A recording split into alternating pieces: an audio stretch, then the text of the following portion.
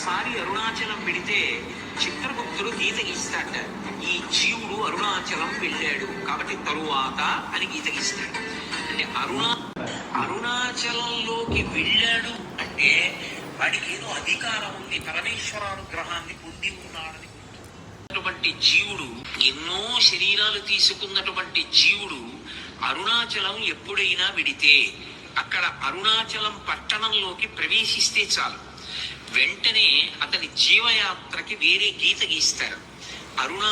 అసలు అరుణాచలం అనేటటువంటి క్షేత్రం ఒకటి ఉంది, దానికి ఇంత ప్రాశస్త్యం ఉన్నది, పరమశివుని యొక్క పరిపూర్ణమైన అనుగ్రహం ఉన్నది, అక్కడికి వెళ్ళాలనేటటువంటి కోరిక పుట్టడం జరగదు. ఎందుకని?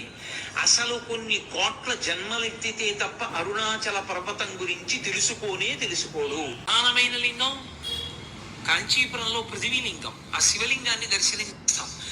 అరుణాచల క్షేత్రం దగ్గరికి వచ్చేటప్పటికి మాత్రం ఒక్కడే శివుడు అరుణాచలంలో ఉన్నటువంటి శివలింగ స్వరూపమే కాదు, అరుణాచలంలో 3 రూపాలతో ఉంటాడు పరమేశ్వరుడు. ఒకటి అరుణాచలంలో ఉన్నటువంటి దేవాలయం లోపల ఉన్నటువంటి శివలింగ స్వరూపం ఒకటి, అది ప్రధానమైన లింగ స్వరూపం. 2 అరుణాచలం కొండంతా కలిపి శివస్వరూపం, అది అగ్నిస్వరూపం. అందుకే కృతయుగంలో అది అగ్నిస్వరూపంగా ఒక పెద్ద జ్యోతిస్తుగా వెలుగుతుండేది. అదే త్రేతాయుగం దగ్గరికి వచ్చేటప్పటికీ మణులతో కూడినటువంటి శివలింగమైంది. అదే ద్వాపర యుగంలోకి వచ్చేటప్పటికి పెద్ద స్వర్ణలింగమైంది. కలియుగంలోకి వచ్చేటప్పటికి మరకత లింగమైంది.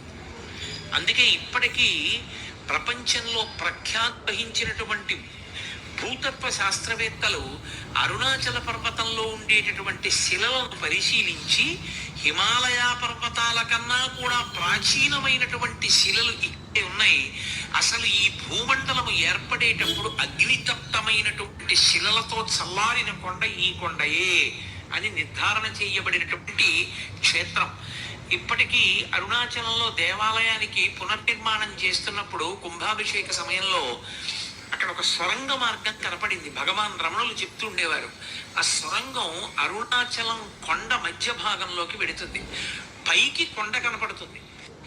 ఈ మాంసనేత్రానికి ఒక కొండలా కనపడుతుంది, కానీ యథార్థమునకు అది ఒక జ్యోతి స్వరూపం, అదొక పెద్ద జ్యోతి.